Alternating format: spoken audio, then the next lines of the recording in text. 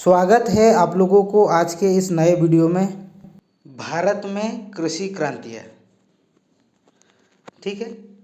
तो भारत एक कृषि प्रधान देश है। देश के सकल घरेलू उत्पादन में कृषि का योगदान जो है 14% है। तो आप लोग जानते ही है भारत एक कृषि प्रधान देश है और यहाँ की जो है कुल जनसंख्या का 67% आबादी जो है कृषि पर निर्भर है। और कृषि का देश की जीडीपी में योगदान कितना है? 14%, ठीक है। ये जो है बहुत इम्पोर्टेंट डेटा है जो एग्जाम में बार बार पूछे जाते हैं, ठीक है। उसके बाद कृषि में आई क्रांतियों की कुछ सूची है जो बहुत ही इम्पोर्टेंट है, जो एग्ज़ाम में बार बार पूछे जाते हैं। तो ऐसे टॉपिक को मैंने उठाया या ऐसे क्रांति को उठाया जो एग्ज़ाम में बार बार आते हैं, ठीक है। जैसे हरित क्रांति। हरित क्रांति का संबंध किससे है? खाद्यान्न उत्पादन से, यानी कि जितना भी हम लोग खाद्यान्न उगाते हैं उसी का संबंधित है हरित क्रांति से, ठीक है। लाल क्रांति का संबंध किससे है? मांस और टमाटर उत्पादन से, क्योंकि लाल शब्द जो है ये मांस भी लगभग लाल होता ही है और टमाटर भी लाल होता है, यानी कि लाल क्रांति इसीलिए लिया गया क्योंकि उसका रंग लाल है, ठीक है। उसके बाद पीली क्रांति। पीली क्रांति भी तिलहन से, क्योंकि तिलहन का जो फूल होता है वो भी पीली होती है। उसके बाद भूरी क्रांति जो है उर्वरक से, ठीक है, बढ़ते हैं।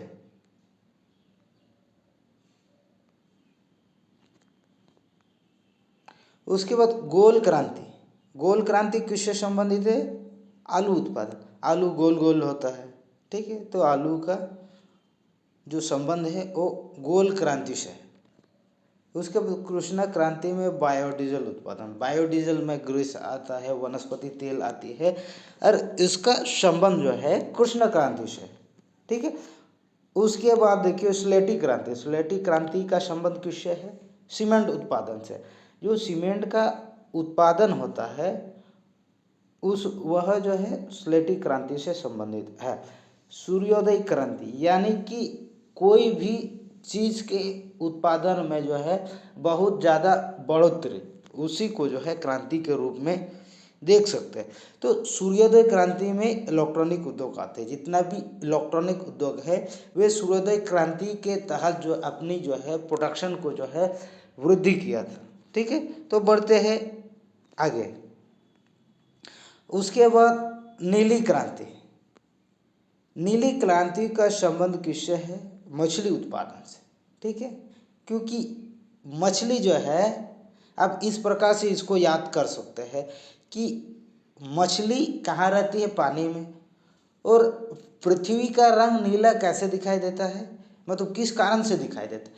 क्योंकि यहाँ पर जो है पानी की प्रतिशत स्थल भाग की अपेक्षा अधिक होती है, इसलिए नीला दिखाई देती है।